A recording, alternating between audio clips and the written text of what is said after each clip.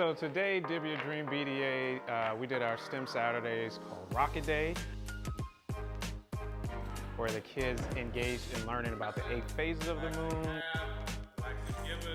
We got Oreos and tried to make them look like the faces of the moon. We had to change where the black part of the cookie was and where the white part of the cookie was to make the different faces of the moon. That was really fun. I completely messed up all the Oreos, but I ate them. They understood some vocabulary about rocket launching. I learned about velocity. Velocity is a pretty interesting subject. The gravity pulls stuff back down to the earth. And then we went and we built some rockets. They were bottle rockets, and then you put water in them. Make sure you have it just like this. We tested the velocity of the rockets and how we could pressurize water rockets. Also, too, we went outside, which is what everyone wants to do, is launch rockets.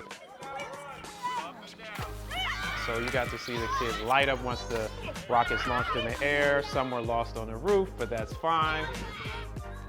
I made a rocket ship, and my rocket ship landed on the roof. I got to blow my water bottle to a roof, but they got me a new one. It is amazing. I had lots of fun.